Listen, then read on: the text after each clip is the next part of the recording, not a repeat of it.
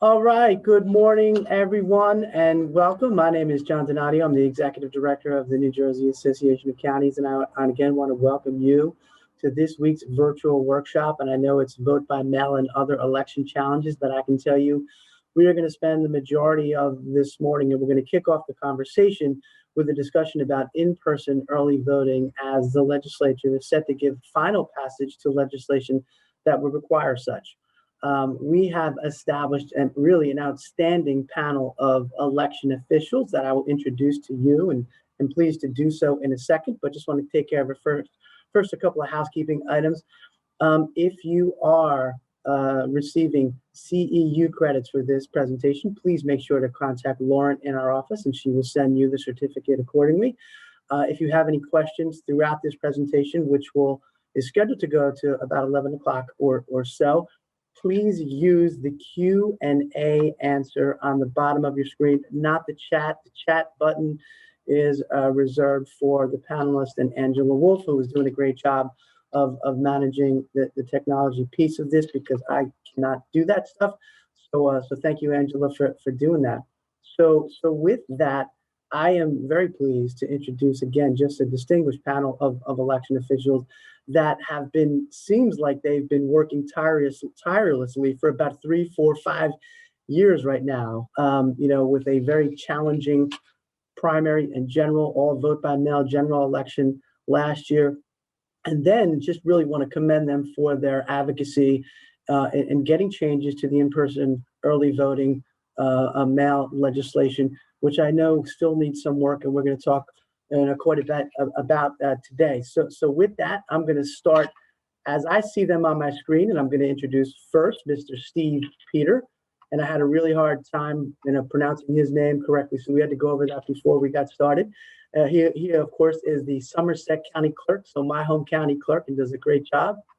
Counted all of my votes that I made this election. Next up, I can see we have Beth Thompson, who is the Hunterdon County Administrator for the Board of Elections. And Beth was also an instrumental witness in our 2019, which seems like such a long time ago, claim with the New Jersey Council on Local Mandates on the vote by mail challenge. So thank you for your hard work on that too, Beth.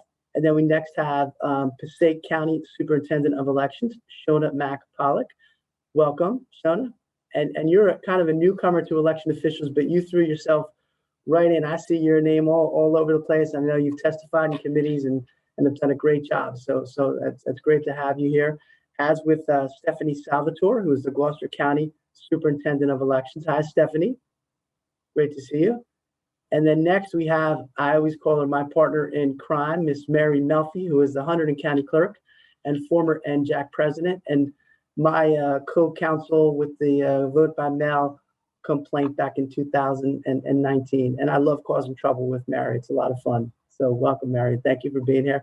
And of course, last but certainly not least, we have Maureen Bugden, who is the Atlantic County Superintendent of Elections, and again, a leader in her field as well. So thank you, Maureen, for being here. I appreciate your time and all the great work that you do for election officials across the state. So thank you. So with that, we're going to get right into the conversation. And again, I just want to repeat, because I know there were some people who were signing on late. We were going to talk about the vote by mail and other election challenges, and we may get to that at the end of the conversation. But I think in light of the fact that the legislature is set to give final passage to a bill that will require in-person early voting as early as the upcoming primary election and this general election, which is a gubernatorial election, we wanted to change gears and really focus on this. And I can tell you selfishly, in part, we're hoping that the legislature and the front office are listening to this presentation and they can hear some of the concerns that the election officials have. Not that anyone necessarily opposes to in-person early voting. It's just, I think you're going to hear that we're going to have there will be some significant challenges with implementing and with, I think they're underestimating the cost to implement this legislation as well. So with that, we're going to start. I think it would be helpful, and I know, Mary, that you love the legislative stuff. So can you just give me kind of, well, actually, I want to, before we get into legislation, I want to talk about the statewide voter registration database.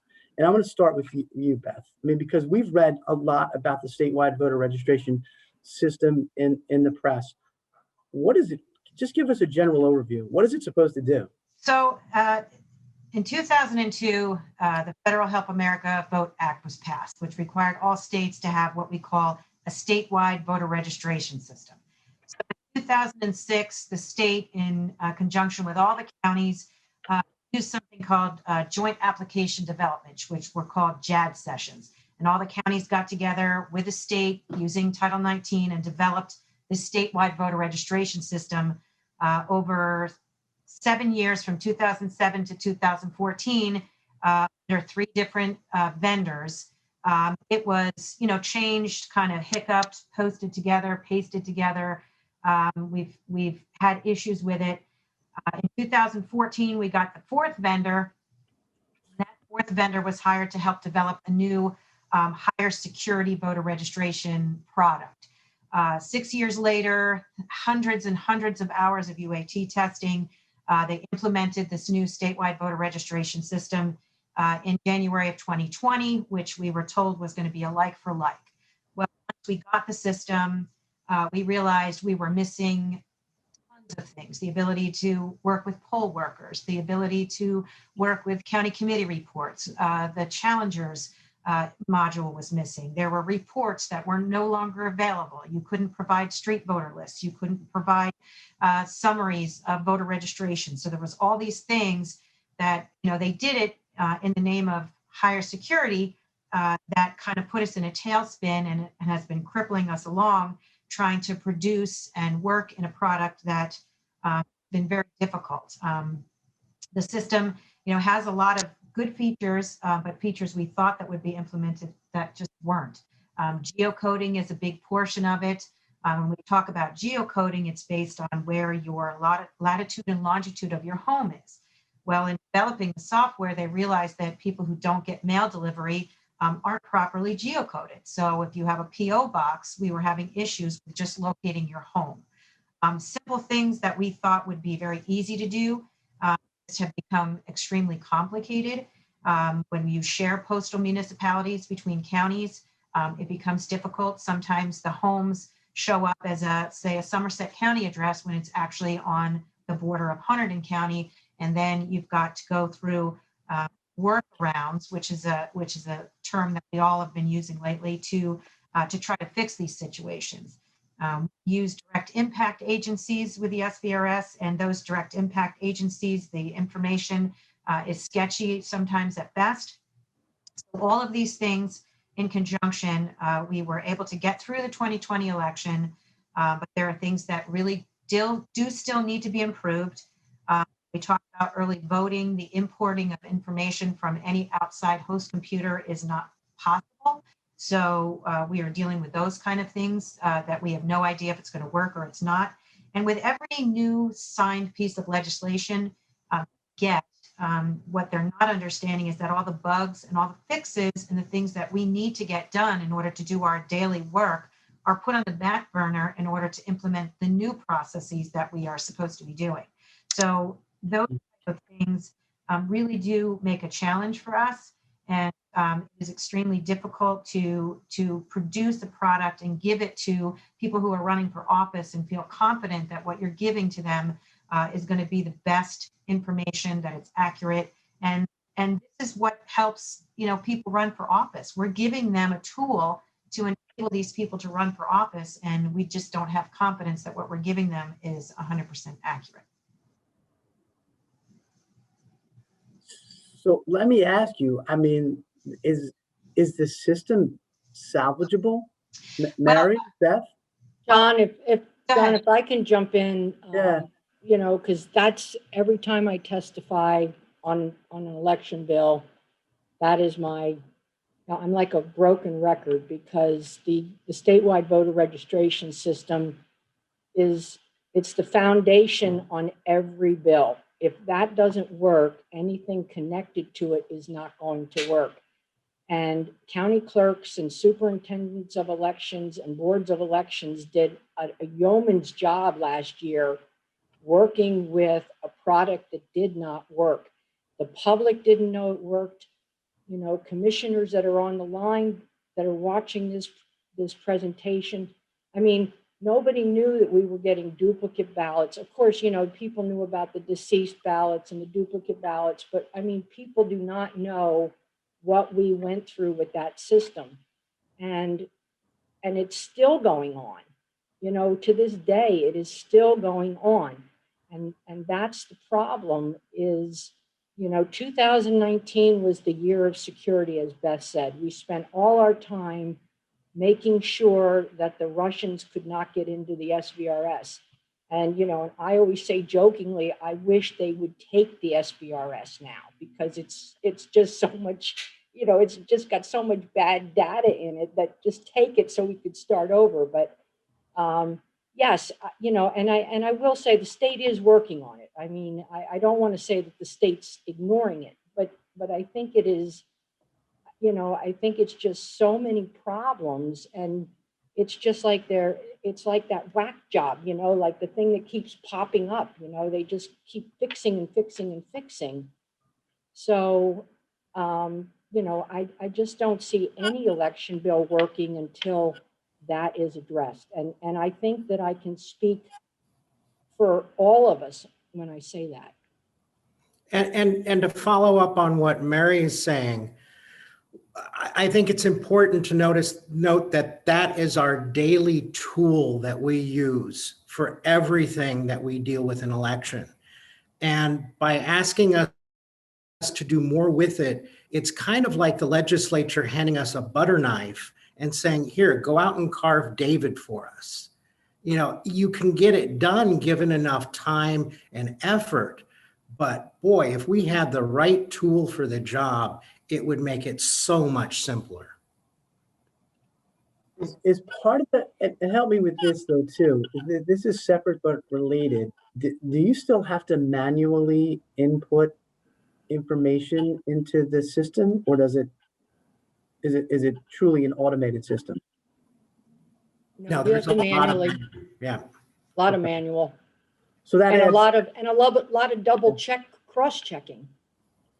You know, you do the work once, but then you got to go back and do the work twice because you don't trust it. so how do you address an issue where if a voter, say a voter in Sussex County receives a vote by mail ballot, and this is right, and then that at a residence that the voter lived in, you know, say 10, 15 years ago, and then the voter receives, you know, a vote by mail ballot in the current county that they live in Mercer County. How do you rectify that situation? Will the voter's vote count twice? Or can the system correct that? Or is that up to you to correct that? Well, the system won't correct itself. That's up to the boards of elections and the commissioners to scrub their data to find these duplicates. But the system isn't finding and reporting these duplicates to us like it used to in the legacy system. So in order to do that, you'd have to know about it. You'd have to pull the voter. And you have to understand that over years, the requirements to register to vote have changed. When you first registered, you know, 30 years ago, you only had to provide a month and a year of your birth. You didn't have to provide identification. You could give a nickname. You know, if you were Michael, you could register as Mike, etc. So when all of this data got pushed together in 2006, it really wasn't an effort even back then, you know, to clean up the data. They were trying to, but, you know, over the years, because birth dates are incorrect, people move, you know, and with a new system, what we're finding is it's not, the tool that should be finding these duplicates is not working properly. So when you get information from a direct impact agency like Motor Vehicle Commission, it's supposed to be finding that duplicate record anywhere in the state, and it's just not doing it. So you've got, you know, employees that are at a keystroke level, working as, you know, registration clerks. They're adding these people over and over again because the system is not finding the duplicates in order to stop that. So then it's your responsibility to go through and scrub your data to try to find these duplicates. And, you know, even weeks ago, we did another scrub and found that we had 30, 40 duplicates again in the system that were just added over and over again with duplicate driver's licenses, the correct birth dates. Even if there's if someone manually enters someone from a paper registration and mixes up two letters and ID is in there, it's not finding that voter. Like if their driver's license or social security is in that, it's not finding the voter. So it's a really difficult system. It should work that way. The system shouldn't use what we call sound X, which is like something that if you were to speak a word, it's going to search on, what that would sound like verbally. It shouldn't work that way. So those issues are all going to be manual issues, and until they can develop this product at a higher level then and have it work correctly, we're going to be constantly dealing with these duplicate issues and not matching up voters properly. And another thing to tie into that is that the system doesn't have the reporting capabilities that the older system had. And that really is going to impact on all the commissioners out there. Whenever they come to us with a question, our ability to get that information out of the system in a usable format is really strongly hampered by the lack of reporting ability. Now, I know that you've shared these concerns with legislators and the front office. What's their and the Division of Elections? What's their response to you? Mary? Mary? Steve, Beth, Well, we hear you. We hear you. We're working on it. Yeah, We're working on it. Yes, and that's correct. The answer is we're working on it. We have a system in place that's called a Zendesk, and we create tickets when we find bugs and issues and problems. And again, as each new piece of legislation is created, those tickets go farther and farther and farther down the line as they have to create new processes for us to implement the new laws. So, at this point, they're working as hard as they can. They do, understand, but you have to, what we didn't realize is that the support vendor that is now in control of the statewide voter registration system is not a statewide voter registration system vendor. They are a poll book vendor, and this is their forte. So I think at one point they wanted to develop a product that maybe they could sell. That's probably not working out in their favor. So they have, they are working hard to become proficient in a statewide voter registration product that we hope they can continue to develop. But I think, in my humble opinion, I think that there's a contract involved. They can't do a lot of changes. And once we get to a certain point when the contract is over, we may see some brand new changes that may, create a whole new product for us. But as of right now, for the next 2-3 years, I think we're going to be bumbling through this as we continue to stretch out what's left of a state contract and, kind of move on from there. But as of this point, everything is just what they said. We're working on it. Well, it sounds like we could probably spend the entire morning just talking about the statewide voter registration system, and we do have a lot to cover. But I do have a question from the esteemed Union County Clerk, Joanne Rajapi, and I think it's certainly relevant to this part of the conversation. And I'll read it. Do you support New Jersey joining ERIC, the sharing of voter information among more than 30 states? And will this assist with the SVRS system and voters who have moved out of state? Anyone want to tackle that? Yes, absolutely. As an association, we've talked about this. There is a significant cost involved that I think, the state may or may not want to deal with. But what's happened is, for us as commissioners, we are no longer getting that monthly reports from the states who have already joined ERIC. So we used to get a report from the state of Virginia every month that would let us know that certain people are now registered in another state. So that cooperation, once they've joined ERIC, is no longer coming to us because they don't. They just feel that if you're not part of ERIC, we don't have to send that information out anymore. So it's actually become a detriment to us. So we're no longer getting information that we used to on a monthly basis, and we absolutely wholeheartedly support it. I think it would be a tool that would be invaluable to us. It would be a huge cost savings where we would no longer be required to send out the, on a daily basis, we would get these reminders so that when it came time to mail out sample ballots, when you're mailing out these things that cost a fortune just to come back for you to do another address correction, it would save us a ton of money on mailing out. And you'd think that, that the state would weigh the options to, put the money into ERIC to eventually save counties money on postage, versus what the implementation would cost. So yes, we 100% support moving forward with ERIC. Is there any indication from the state that they're moving in that direction or No. no? No. No, none. Okay. All right, thank you. And again, I think we could probably spend the next hour at least on this, but let's move on because, despite all of these challenges, you're correct. There are just a number of election bills over the past couple of years that the legislature has, passed and enacted, into law that to continue to stress the system, continue to stress our election officials. And I think we're going to find that now with the in-person early voting. So, Mr. Peter, can you give us an overview of this bill that we're quite certain is going to pass both houses on Thursday in terms of, does it apply to primary elections, general elections? What is it? Give us a general overview. Yeah, from a 30,000 foot level, the implementation would start with the general election of 2021. So it would start the fall of this year.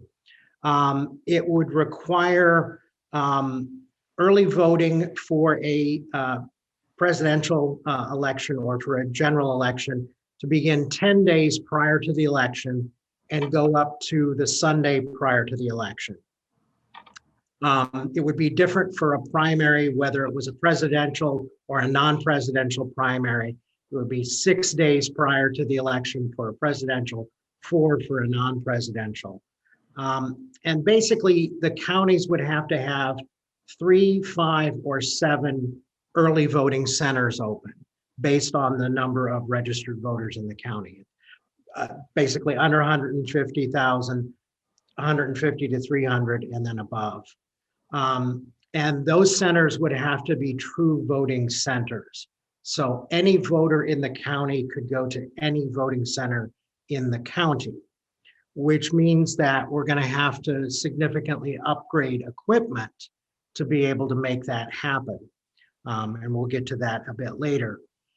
The voting centers would have to be open Monday through Saturday from 10 a.m. to 8 p.m. and on Sundays from 10 a.m. to 6 p.m. And the centers would be required to have either a voter verified paper trail, which some of the counties already have in place. For those counties that don't have that in place, they would have to get a ballot on demand printing system that would allow the voter to mark the ballot and have it stand in at the polling place. And additionally, it would require the use of electronic poll books so that you couldn't have a voter vote in one center and then drive down the road and vote in a second center. So from a 30,000 foot level, that's the pending legislation. Yeah, thank you. That was very, very helpful to hear that. And Stephanie, you have some pictures, if Angela, we can bring them up just to kind of show you what the polling locations are going to look like. And if you can talk a little bit about that, that would be terrific. And I see them, there you go, I got a nice little map up there.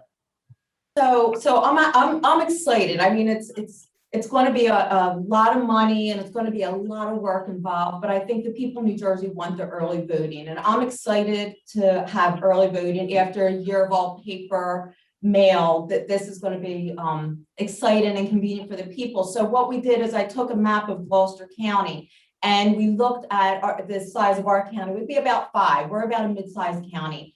So we tried to make it convenient for people. We looked at places that were government buildings, but along highways or in large populated areas, easy, convenient for the people to get to. You need ample parking. You need it to be accessible. You need something with proper lighting. People are going to be voting late. It gets dark at that point. So that's how we just have right now. I mean, it's in the baby stages. We're just looking at this point. So we just took our county, where our colleges, we have Rowan College, Rowan University down here. So we tried to like think about where our population was, where the highways were, and what would be easier to handle 10 voting machines and 20 to 30 board workers and all the people that may be coming to vote early on the machines. So right now, that's how we're planning it down here to make it convenient for the people. But again, everything will go back to SVRS working properly and able to pull this off properly for the people. So that's so far what we have going on. Yeah, that's great, Stephanie. And you mentioned that it's going to cost a lot of money. And I guess it's okay because the state's flush with cash. They got federal stimulus money and borrowed $5 gazillion. So we're good. So let's talk about some of those long-term capital purchases. So Beth, on the voting machines, what are we talking about? Like how many voting machines? So that's one of the difficult things that we have before us right now, because we really don't have guidelines. We don't have anything in front of us that's going to tell us, okay, you're going to open up a vote center and we're going to require you to have 10 machines, 20 machines, 5 machines.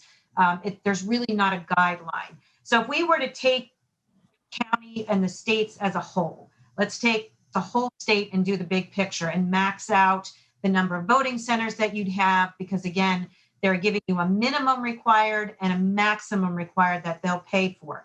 We would have a maximum of 168 voting sites that they would pay for throughout the state, which would require 3,360 machines. You're talking over $9,100 for brand new paper ballot machines that would actually produce a verified paper trail.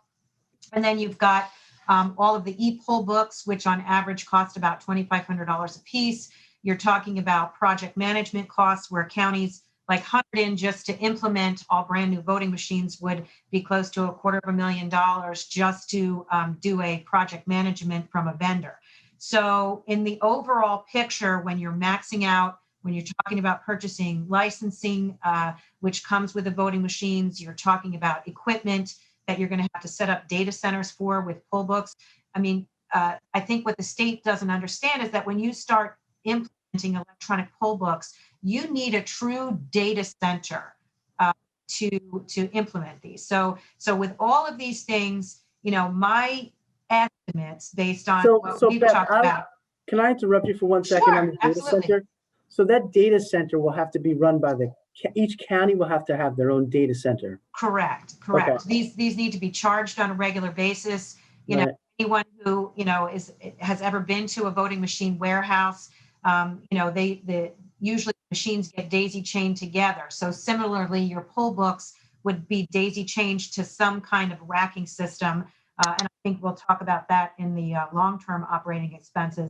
But for the initial purchases, our estimate, and we're talking about hiring poll workers, we would need about 13,000 poll workers to manage all of this statewide if we were to fully implement the law, where you're required to have 4 poll workers for each voting district, which would mean even at a voting center, a district would become a full table.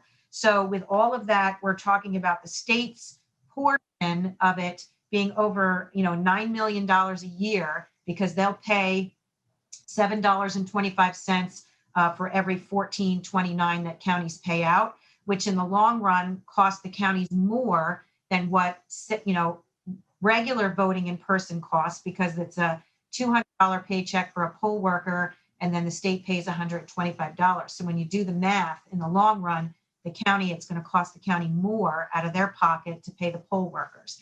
And we're estimating for poll books, the whole shebang, and again, not including some of the MiFi costs. Each one of these polling locations is going to have to be set up with a secure infrastructure that allows these poll books to talk to a host. So we're over $77 million in our estimate if we were to fully max out what the state early estimated on, that 10 to 20 machines per polling location, and to max out the number. We think that the state has way underestimated what the initial capital costs are going to be.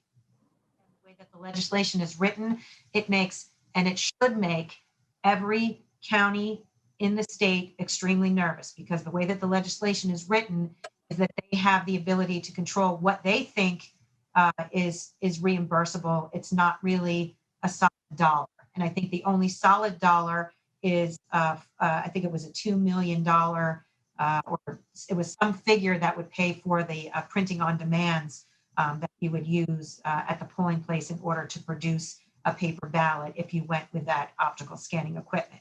So, for capital, it's almost impossible with all of the things that go with it to figure out every little tiny thing that you're going to need.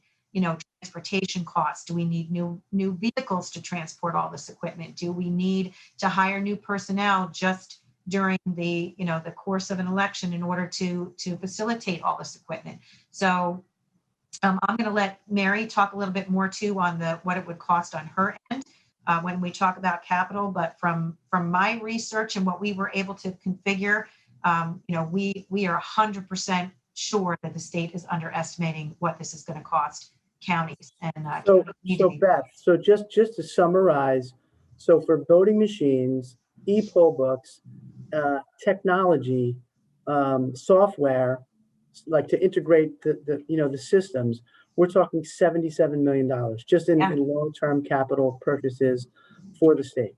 Correct. That the state will dictate what's reimbursable and what's not. Correct. Okay. That doesn't include poll worker expenses. No. Right? Initial poll worker expenses. Well, it'll be ongoing poll worker expenses at about $9 million.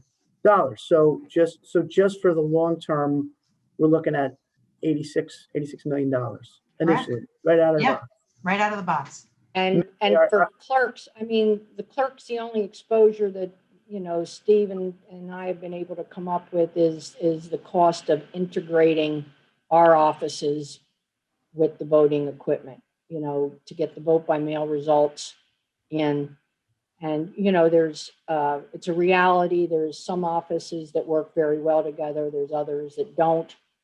So, we got to be able to, get our vote by mails, and the way it is right now, we would have to manually enter all those results.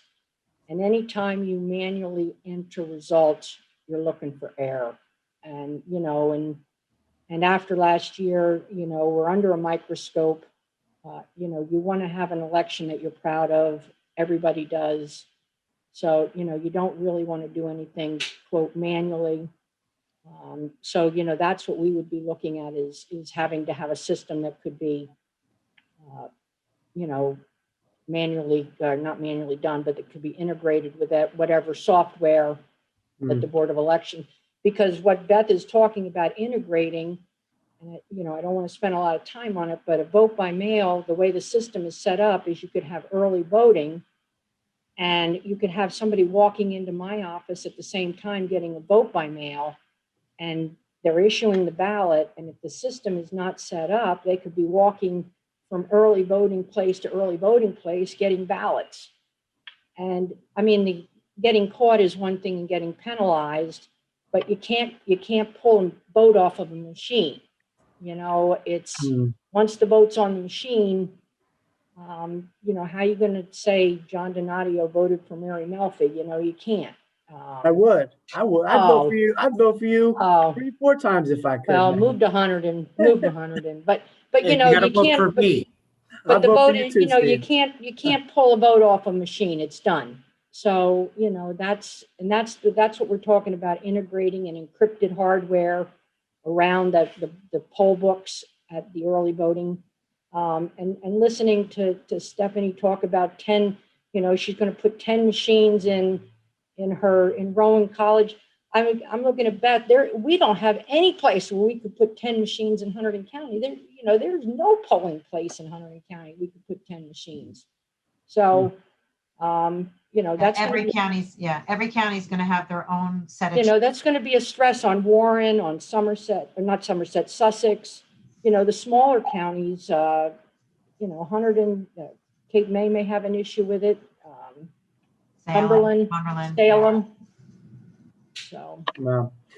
So now, in addition to these long-term expenses, which I think are less problematic if we can get, the legislature and governor to agree to include more money in their budget. I believe there was $20 million allocated in the fiscal year state budget for 2020 and 21, and then an additional $20 million in 22. So we're arguing that there's $40 million available to help purchase some of the long-term capital purchases. But the long-term operating expenses seem even more difficult to kind of get our hands around, but could be staggering.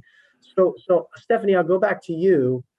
What type of expenses are we talking about in terms of like staffing, location, machine storage, maintenance? And I'll open this up to the other panels as well, but I'll start with you. And I know, Stephanie, you have some pictures too that you'd like, Angela, if you can share with us to show us what it will kind of, the storage and the maintenance will look like. So in Gloucester County, we kind of have a unique situation. Back in 1999, we went from a punch card to a voting machine. So that's when we had a transition. At the time, we had a freeholder director, who's now our Senate president, Director Sweeney at the time, and he was a big believer of shared services.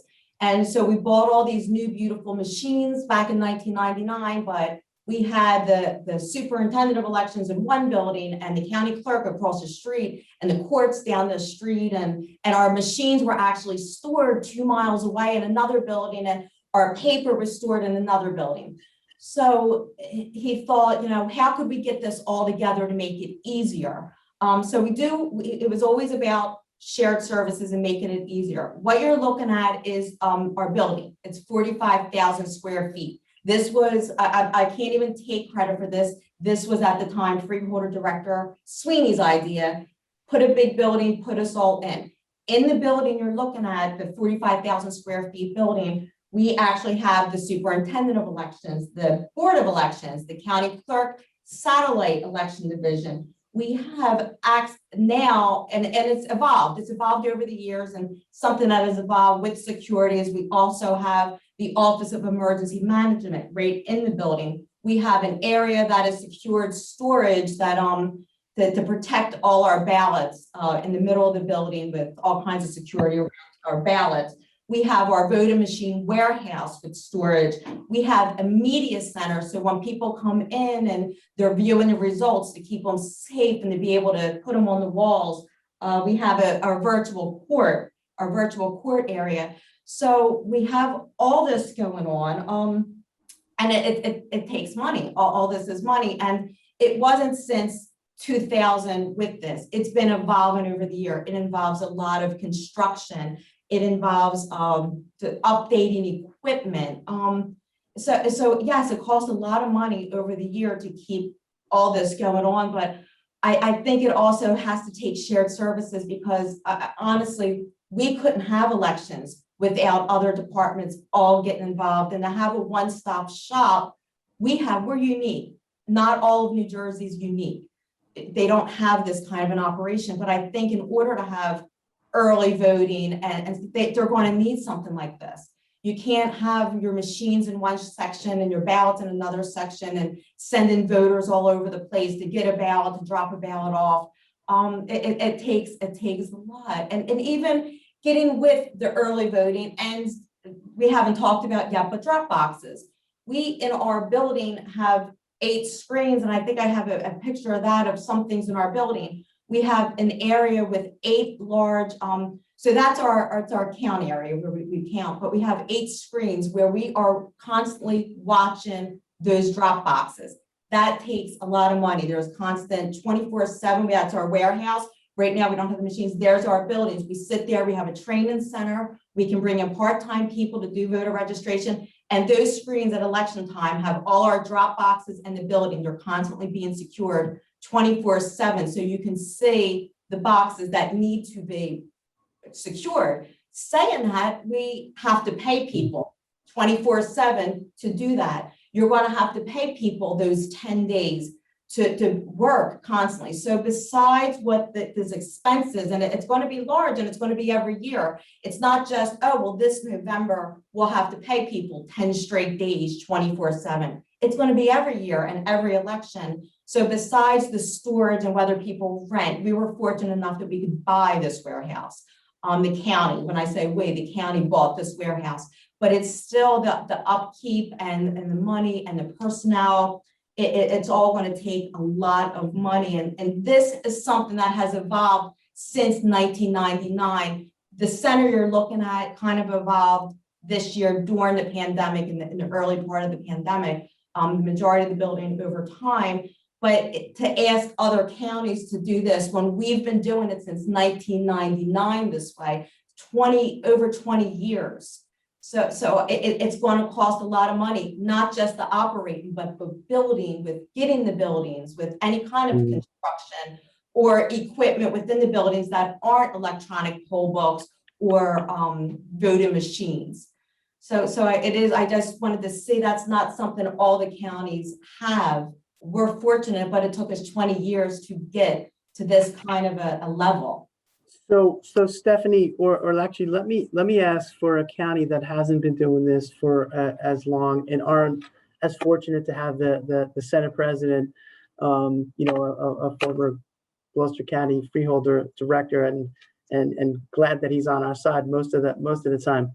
What do we know that we need 3 to 5 to 7, depending on the size of the county locations. What will the staff look like at each one of those locations? What's your estimates? Maureen, Shona, Beth? So our estimates, again, depend on the number of machines that you're going to in there, but you're going to need at least 4 poll workers, 1 to handle the machine, 2 for check-in. And then if you've got a separate authority slip implementation, you're going to need someone to do that. And that's really what Title 19 dictates. So unless they change something special about these voting centers to dictate the number and tell us that we have less, than 4 people to man a specific check table. So if you've got, 20 machines, 20 times 4, that's what you're going to send into a building.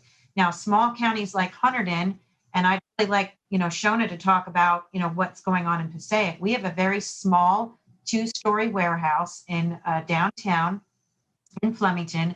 We have crammed in there about 139 machines. There's not a lot of room. When you add in the PPE that we've had to put aside to produce for each election, provisional ballot booths, we're out of room.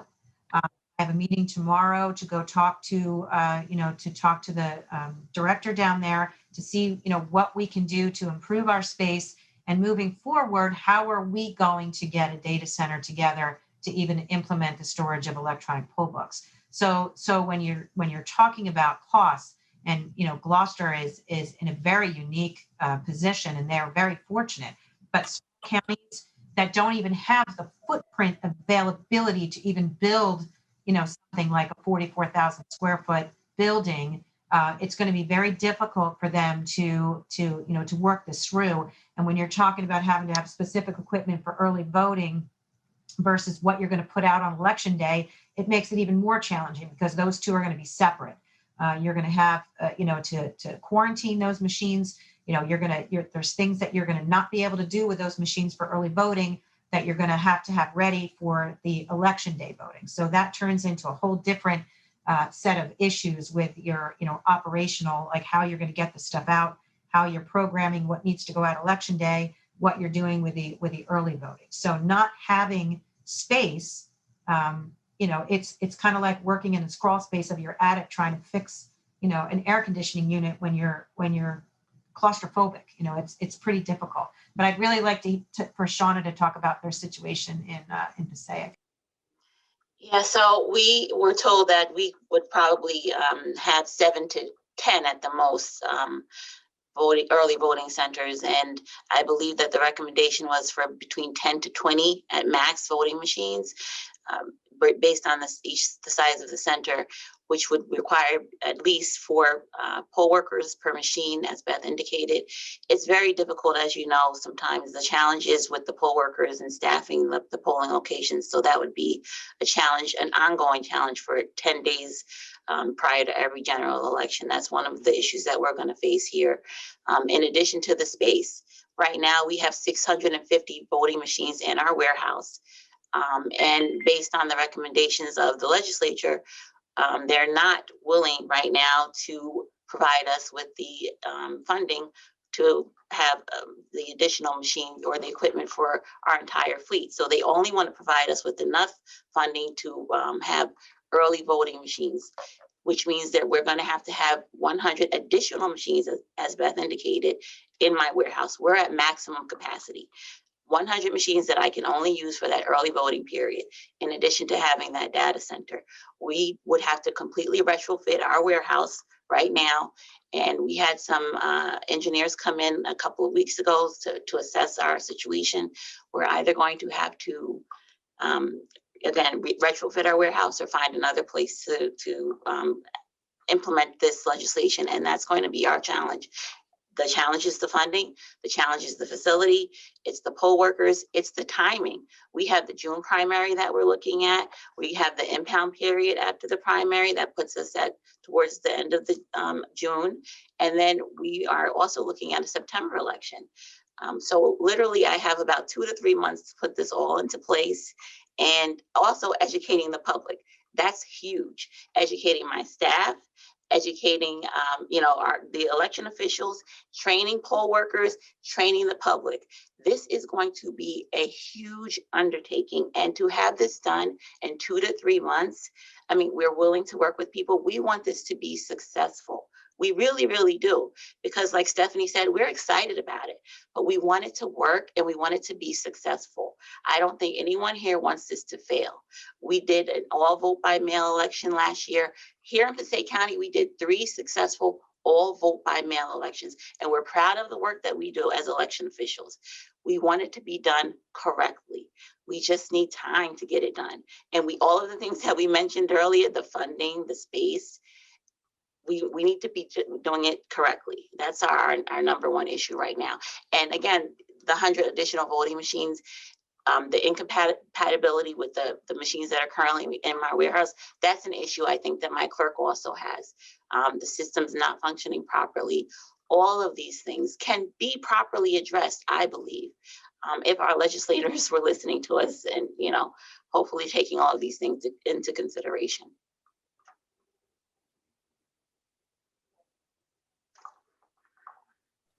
My phone was ringing. Sorry about that.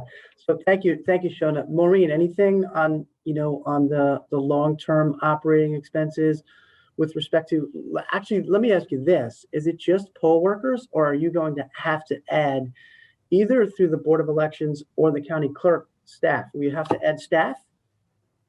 We're hoping we'll get some kind of increase in staff hours because as most election offices experienced in this past election, as you know, we brought in the National Guard to assist to be able to pull off some of what became required based on being in the midst of a pandemic.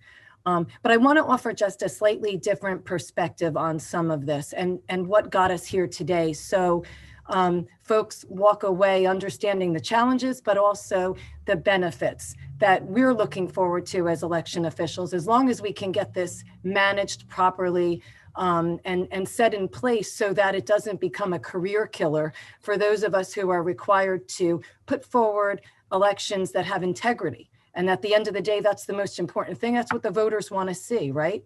So from another perspective, we've been dealing with machines currently that don't offer a paper trail in most of our counties. We've been dealing with these machines and they were purchased back in the late 90s, mid 90s, early 2000s. So these machines are 20 years old. Are they still working? Absolutely. Beloved dinosaurs, that's how I refer to them. But for all the changes in technology that have taken place across most government, most government and most private industry, elections for a long time were on the back burner. So what we're seeing is not just growing pains, but growing pains all at once. And how are we going to implement this responsibly? So I welcome the opportunity for early voting and everything that goes along with it, so long as we can get this done in what's now become somewhat of a pressure cooker, right? Because ideally, when the machines we currently use in most counties were introduced, there was a period of time where there was that voter education, certainly the staff education. Folks traveled, superintendents and boards of elections personnel traveled from municipality to municipality to kind of give a preview and get a hands-on for the community in what was coming. Some of us are trying to implement pilots for the April 20th election in order to give those smaller communities, whether they're school district areas or fire districts, to give them a preview of what's coming, because we are very excited about elections finally getting this kind of attention. It's as if, but all at once, right? So you barely performed in your high school play and suddenly you're being asked to get on a Broadway stage. So are we going to step up? Are we going to pull this off? Certainly that is the valid intention of every election official, whether you're a board member, a superintendent of elections, or a county clerk. What we need assistance with is working out all of those details in a realistic way. I believe once early voting has been introduced, whenever that is, and it has been successful, and you have voters coming out using drop boxes in pretty good number. They love their drop boxes, using the early voting option. Hopefully they're going to enjoy that as well. You're not going to have the same number of voters on an election day. So the back end of this in a few years is hopefully you'll see some kind of consolidation on election day, because you're going to have poll workers sitting there reading, instead of reading one book on a slow election, they're going to have a choice to read two, perhaps. Mm-hmm. So hopefully we'll see that consolidation. But initially, the hope is we're not going to have a situation like you've seen in other states, whether it was, I believe, New York, California, where you had incredible lines. Our conversations with the state have been, how do we introduce this in such a way where it really comes off smoothly for the voting public, even though we're paddling like ducks under the water as election officials. And then down the road, where do we pull back? But again, all these initial expenses are going to be in place in order to pull that off in a responsible manner. Yeah, thank you, Maureen. And can you, and that was great stuff and a great overview, and I appreciate it, and have no doubt that, you'll all be able to pull it off, whatever it is the state puts on your plate. I don't have necessarily faith in them, but I do in the county election officials. But can you put a number on what you're looking at? Because I think, this is going to be, a long-term issue with the Board of County Commissioners. So I think we're going to have to get a handle on, again, the long-term capital expenditures. I think we've got a good idea of what that's going to cost. But how do we address this with the county boards of commissioners, the long-term operating expenses for the staffing and the location, the maintenance and the warehouse and the technology? Can you put a number on that? Both, and I'd like answers, if you don't mind, from both the Board of Elections and then our county clerks as well. So do you have a general ballpark of what we're talking about? So if you're looking for a response from the boards of elections and the county clerks, I'll bow out. But I will tell you, Steve, it's very difficult because we're overestimating, not knowing what is going to end up being the final requirement. So we're trying to show numbers. When initially it started, it sounded like it was going to be 3 to 4 early voting machines. Then it grew to 7 to 8. Now we're all the way up to 10 to 20. I mean, that's a big difference just in 10 to 20.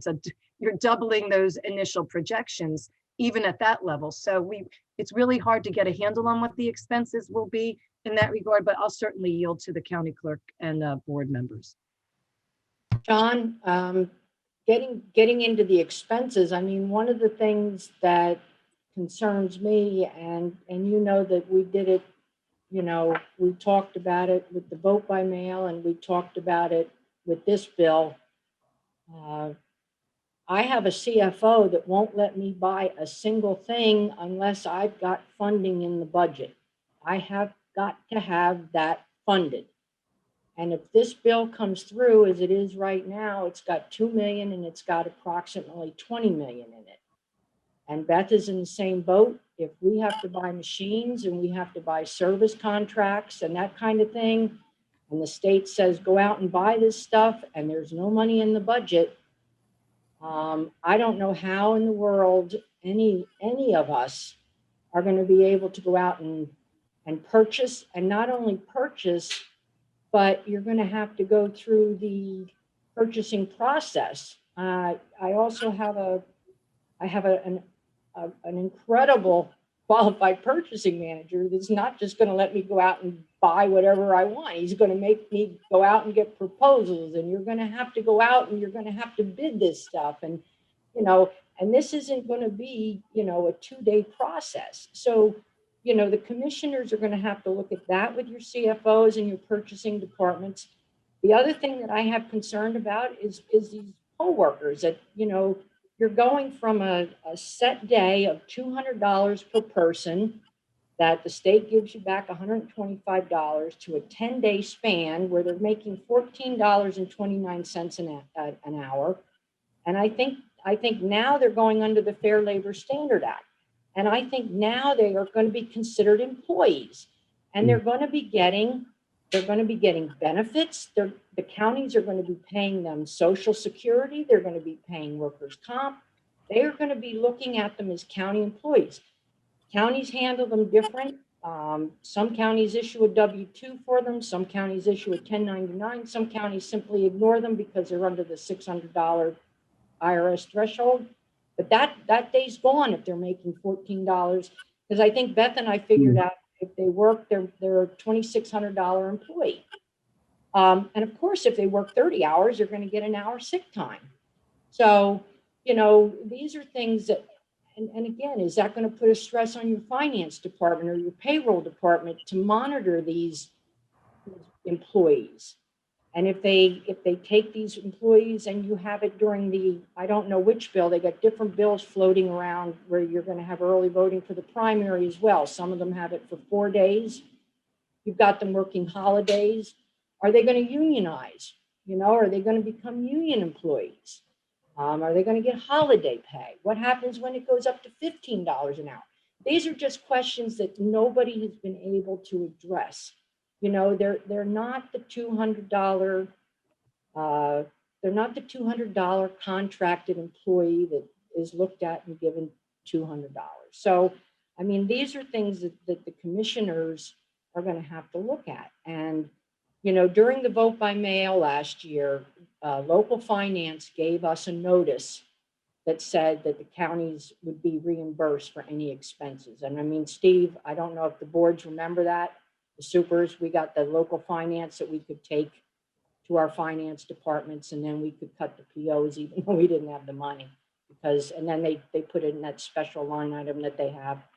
But, that's going to be a big problem for us if they're going to make us buy things, with no money in a line item. So that's one of my concerns with budgeting in this early voting, and something that nobody hasn't talked about yet. And Steve, I can give you, for example, just to put it out there, a few numbers.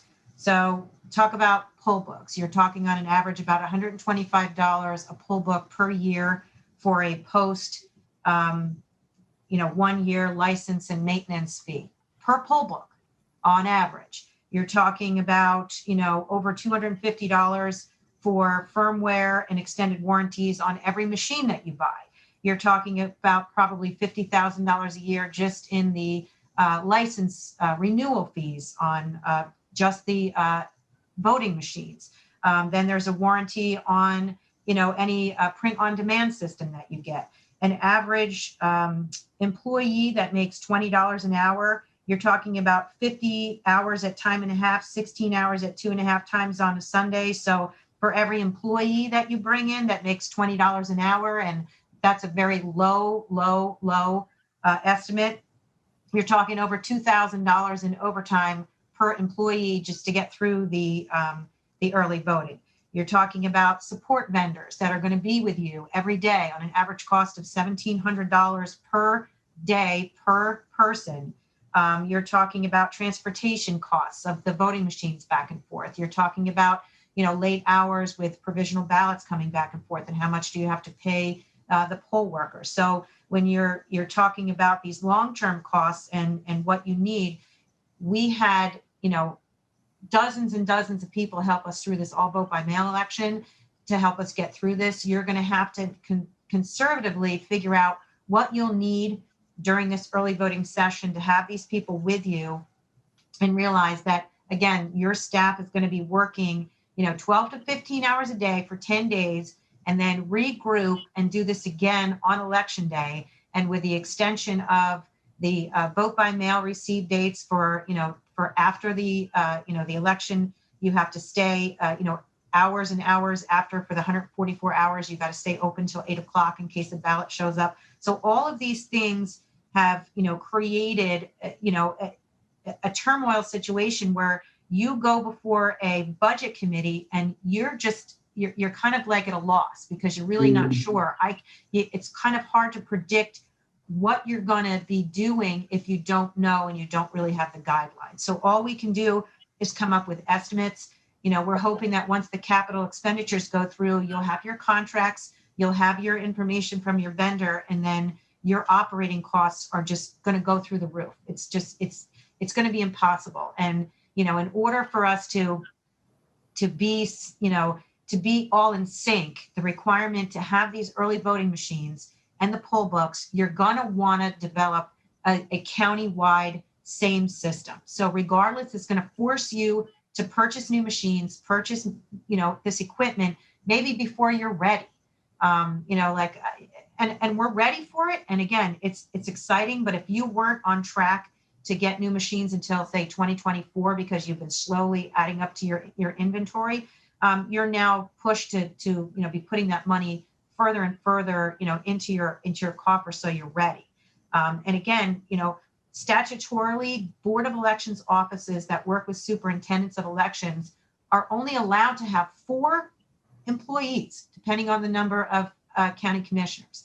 So if you have 4 full-time employees in a board office that works with a superintendent, and you are now in an office that now has to pick up 26 ballot boxes, 45 days, 7 days a week before every election, and then worry about hiring poll workers and the implementation of early voting, your 4 employees are stretched beyond stretched. So hiring and what we're trying to do now operationally is look at the future, figure out what we're going to need, and then figure out how we are going to get a pool of part-time employees who are then eligible for sick time based on the number of hours that they work. How are you going to pay that out? And an average poll worker, if they stick with you for all 10 days, is going to work about 96 hours. And stay under the 2% cap, John. Yeah. And so, so with all these restrictions that are, with salary, operationally, that's not part of it, but, salary and wage, it's really hard to predict. And it does get extremely difficult to predict, what this is going to cost, because again, we know it's coming, but we don't have specific guidelines and standards yet. And I think it will get better, kind of as we get closer. Right now, we're in the anxiety phase, and we know it's a lot that's going to happen. And after we went through what we did last year, I think we could pretty much do anything. I think we all feel that way. But one of the things that we didn't mention is that a lot of these offices are suffering from retirements, people with permanent disabilities. People are just done. They're burned out. They've been doing this job forever, and they just don't want it anymore. So you're getting a whole new group of people that are going to come in and need to be trained and work with. And it's creating a whole new perspective on how we operate. After we lost a lot of people, we had 2 board commissioners retire. We've got 2 new ones coming in. So, that's exciting. And again, I know that we can do this, but I think it's the anxiety of not really knowing what we're going to do and how we're going to do it, and how this isn't a one size fits all, because larger counties with, deep pockets or who are set up for this are in great shape. Small counties with leaky roofs and old buildings and things that don't work so great, they're going to be the ones that are going to, be scrambling, when this all comes together. And some of it too is kind of squeezing the balloon, so to speak, because as Beth said, if we don't have a unified system with all new machines, then an expense gets shifted over to the clerks where we've got to produce multiple ballot styles for the different types of machines. And I'm looking at next primary where both parties here in Somerset County are doing county committee.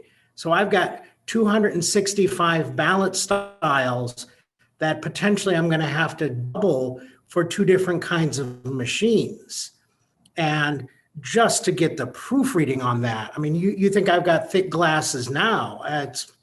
I'm going to be Mr. Magoo by the end of it.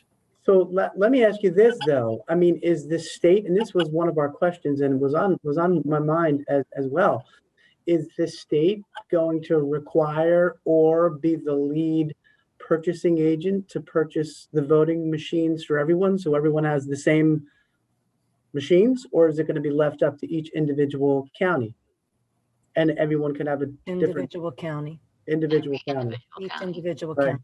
So, And Okay. there are costs that I think haven't even been considered yet. Like we are here in Passaic County, we're going to be running a pilot on April 20th. Fingers crossed, everything goes well. But we have the equipment here, and right now we said we need to get the shelving in place, and we have to get how are we going to transport these machines? So we are looking at these containers or carts that we have to use. That's there. We've been getting assessments and different costs and estimates. They range in price. That's not part of the grant. That was, this is part of a grant program that the state's offering as well. These costs have not been considered at all by the state or the legislature. And we haven't budgeted for this either. So all of these little expenses that have not been considered are all related to running, a successful e-poll book election using e-poll books, other equipment that we have to purchase just so that we can use the e-poll books at the polling location as well, and also charge them in our current warehouse. We have to get more the electrical outlets and plug. We're not Gloucester County. We're definitely not set up like Gloucester County. So there are a lot of things that we need to do to run this successfully, but hopefully we can get it done, and we want to get it done. But I don't think that they've considered everything, and we're doing it right now as we go. But there's going to be a lot of planning and preparation that's required to get it done. The more that I talk about this, the greater my chest pains get from hearing all these, all these things. So one of the problems I'm seeing now is that if you have to purchase over 3,000 voting machines, right, at a max, 3,300, and almost 2,000 e-poll books, and each county has to go out to bid on their own, you're going to have counties competing against each other for voting equipment. Is there sufficient, inventory out there to implement this by the primary election, which is in just really a few short weeks? I don't think the bill takes effect until the general, though. it does- Okay, very good. I thought it had to be implemented by this primary election. Okay, No, they came to their senses on that one and moved it to Okay. the general. all right, that's We good. have been in contact with most vendors, John, and again, the question is, what are the final numbers in order for them too to be prepared and make sure they have ample inventory. Most of them are running now from county to county with their best sales pitch. They've gone into production for additional equipment to try and get ready for what everyone believes in the industry to be inevitable. This is coming. The train's already left the station, so get on board and let's see how we're going to pull this off. So the vendors are in lockstep, but depending on those final numbers are going to indeed determine whether there is ample inventory and whether counties are going to be left to choose the machines and devices that work best for their individual voters, and we're all very territorial on that, as individual counties and election offices. I want what works best for folks in my communities and what they've told me they like, what takes the guesswork out of it, what improves efficiencies for the poll workers and eliminates some of the errors we see in poll books during elections. So all of those things. The bright side of this, and I don't want folks to miss it, or for, even though we're concerned and certainly working as best as we can, there are some good things insofar as early voting coming this way. And I hate to be the one everybody may want to poke after the meeting. But you're going to see tremendous improvement and in the release of lists, hopefully on the back end of this. So for the politicians out there who are constantly told, oh yeah, I voted for you, you're going to be able to know or can know the day after the election whether or not that's true. The transcribing of the poll works is going to now become an electronic feature instead of a manpower issue. And those answers and reports should be readily available after the fact. So telling Don't folks forget who you're actually did turn out. you're depending on the SBRS, which isn't fixed. Yeah. Correct. Indeed. I don't know if I like that, Maureen. How am I supposed to vote for Mary and Steve now? This is terrible. They're gonna know. You're not going to be able to know them at all. So listen, it's 11:10, and I'm gonna skip our recommendations because I think, this bill is gonna wind up passing both houses on Thursday. I know that the election officials have made recommendations to make this either a pilot program, or to extend it to 2022. We don't, we'll have a little bit of a quieter election and not during a gubernatorial year.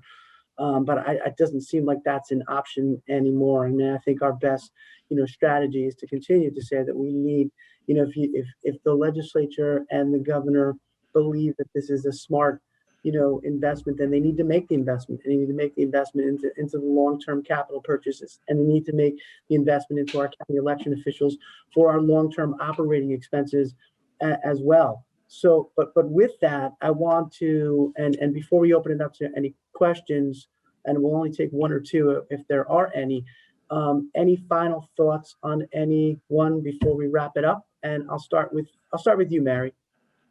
Well, the only thing that I would say is I know you didn't want to do recommendations, but I sure wish they would take the recommendation of doing a pilot.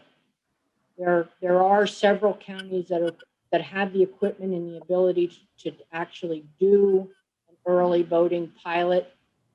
When they do a pilot, they're not restricted under certain laws, and they could just go out and they could figure out the problems and fix them, and they could come up with a good law, and they could figure out what works and what doesn't, and go about their business. And they would also be able to test a small county. They could test a different equipment county.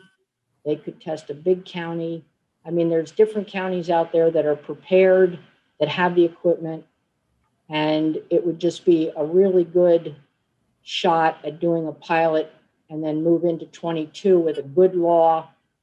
And I know that they don't want to do that because they think that some people would be slighted, but I think people are going to be madder when it doesn't work.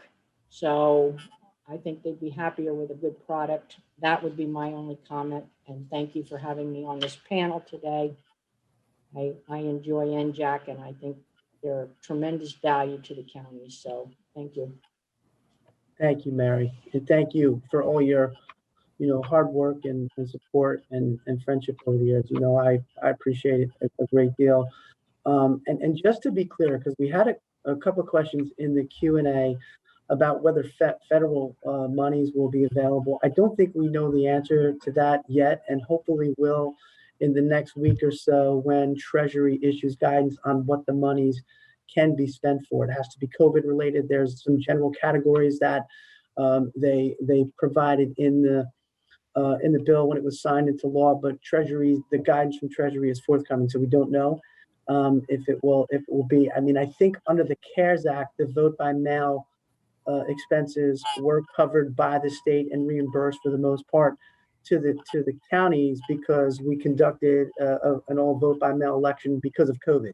So I'm not quite sure that these election expenses yet, but I'm sure we can be creative. But I think we have to wait until guidance from Treasury is forthcoming. And then just for clarification, and correct me if I'm wrong, anyone, I mean, the in-person early voting, you can either as a voter vote in person early, you can vote by mail, or you can go to the polling place on election day and vote. Is that correct? That is correct. You can't do all three, but you can do one. Indeed. All right, great. So Shona, any final thoughts? Yes, thank you, John, for having me, and I really do appreciate all the work that you're doing on everyone's behalf for this legislation. I spoke with my clerk before I came today, and we did observe one thing after last year's election, and what's really significant is the voter education, the voter outreach. It's really, really important if they're going to implement this legislation, and if they're going to, sign this bill, if the governor's going to sign this bill. It's so important to give election administrators, our staff, the public, an opportunity to actually ingest what's going on. They did a lot of wonderful things last year with early, the online voter registration, the voter portal the state implemented last year. The public just was unclear as to what was going on with a lot of it. We got so many phone calls in our office, and we answered a lot of calls to the best of our ability, but it became very clear to us that even the most fundamental things, like what is a primary election, I think there has to be an ongoing civics engagement campaign that the state is running on the most basic and fundamental things, including what's a primary election, the different party system. And also, if we're going to do this, we have to make sure that this is part of it. And you have to give people time to do it right. You're going to pass this bill, you're going to sign it, but make sure that we're all prepared to do it. So let's, pass it now, but make sure that we have time to properly implement it. November's too soon, in my opinion. November's too soon. We're not there yet. We want it to be successful. We want to make sure that everybody's prepared. The voters know that we're not trying to do something that's not inherently unsafe. We have been doing safe and successful elections for years. We want to get it right. We want to continue to get it right. We want to make sure that everything is transparent. We don't want to give voters one set of voting machines on election day and a different set of voting machines during the early voting period. That, to me, the optics are not good. And I've been told that that's the only thing that the state is willing to fund. That's not good. To me, it doesn't look good. It's not a good optic. So I want to make sure that the voters know that we're all on the same page. And I think that the voter education campaign is the best way to do it. Continued voter outreach, so that this can be a successful, New Jersey can have continued and successful elections, because that's all we want. We all have a common goal here.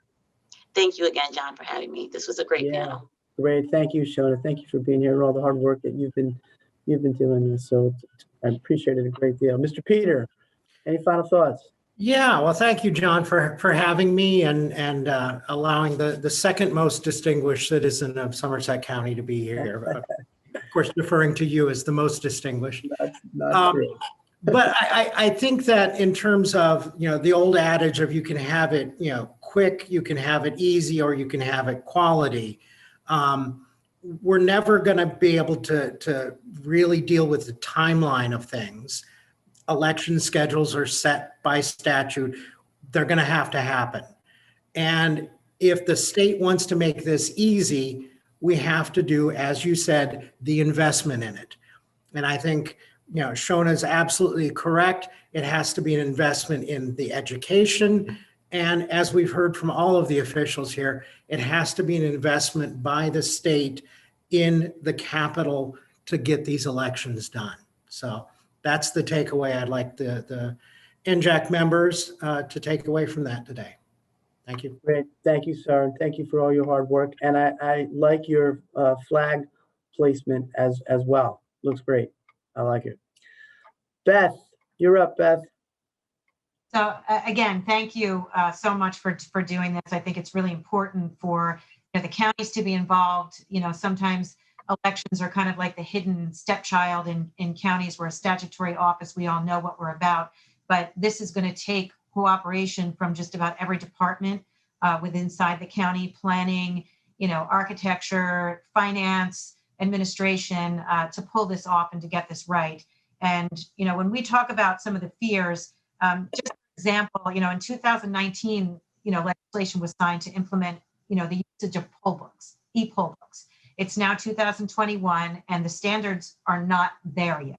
So when we're looking at guidance to come from a state, we're expecting it to come in a timely manner. And I think that that's sometimes where the fear comes from, and not having been able to implement an e-poll book in a regular election to see how voters deal with it, how our poll workers deal with it, I think gives us a little bit of fear. I think we're all excited. I think we're here at that point in that precipice where we know technology's finally here, and with all the excitement and all of the chaos that went on in 2020 and since then, we know we're kind of in the limelight. We're in the big picture now, and we don't want to become that spotlight. We don't want to see a spotlight on the state of New Jersey to see that we failed.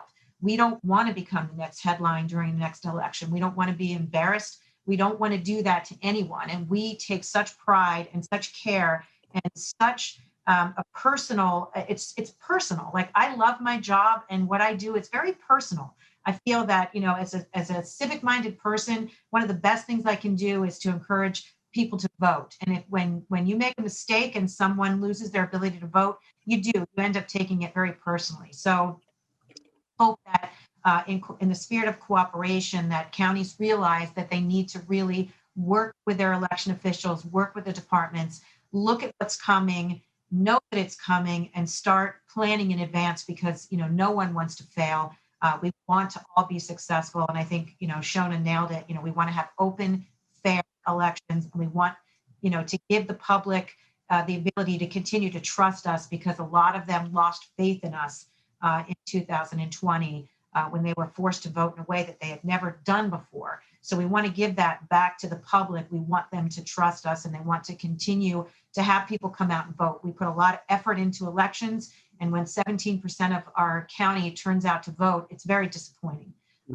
So we don't cut corners when we know that maybe only 20% is going to turn out in a primary. We still put all of our effort into ensuring that the election is put out all, whether it's 55%, 60% turnout, or 10% turnout. So we want to make sure that we're doing it right and we're doing it well.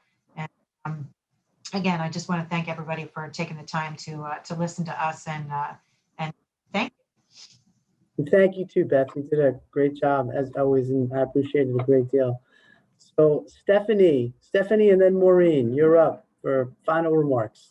Yep. Thank you, John. Thank you for having us, and thank you everyone for listening to our concerns. I can say I have been in elections in almost 27 years, and I think New Jersey has some of the best election officials out there, and I have confidence no matter what happens, they will have a fair election, and we will work our hearts out to make sure that happens. And the one thing with New Jersey is, whether our election officials or the politicians, everybody's going to pull together, and whatever happens is going to happen. We've been through Superstorm Sandy. We've been through this all vote by mail. We are living in a pandemic, and it's going to happen. So I have confidence no matter what it is. Yes, it's going to cost money. Yes, it's going to be hard work, but I can promise you this November, this state will see another great election, just as it always has in all the years that I've been around. So I'm confident we're going to make this happen regardless. It's going to cost money, but these people are hard workers, and I'm confident in the system, and I'm just grateful you gave us the opportunity to let our concerns be heard. But thank you. Well, thank you, Stephanie. And I promise the next time that I'm having a bad day, I'm going to give you a call. So thank you, though, very much for your hard work. I appreciate it, and very much appreciate all your positiveness. So thank you. Maureen, you're going to close it out for us. Thank you. Fair enough. Thank you. So I did want to mention one thing that didn't come up for anybody who is listening that can help join us in our request for this. We did the NJAEO, New Jersey Association of Election Officials, represents the boards of elections and the superintendents of elections. Beth, Shauna, myself, and Stephanie are all on the executive committee of that organization. We did send a letter to Secretary Way, Secretary of State, requesting that a panel be put together to study and recommend best practices for early voting in a very quick fashion. In other words, let's get all the players to the table. Let's put out our concerns and let's see if together we can't understand each other's perspectives and either implement changes that will make this runway a smoother takeoff, delay it, or put it forward by getting the additional help that we're going to need to pull this off so that we feel safe. As everybody has stated before, we're so proud of our elections in New Jersey and what we've been able to accomplish together, and we don't want that to change. We want to take this next step into the future with new technology and have it be with confidence, and confidence for the folks in our offices who worked so hard this entire last year, those at the state level, those with the vendors who are all burning the midnight oil here. And so I wanted to just real quick say thank you to the election officials who may be listening. We can never thank them enough for what came out of last year and the endless hours and changes. And by the way, becoming essential employees in their own right, publicly being out there when many other folks had the benefit of perhaps not having to go to work, not having to mix with somebody else who might be carrying the virus and not even known it, right? Election officials were right out there in the face of it. And knowing the average age of some of our poll workers, that's a huge risk, and that's an enormous debt of gratitude that we owe them.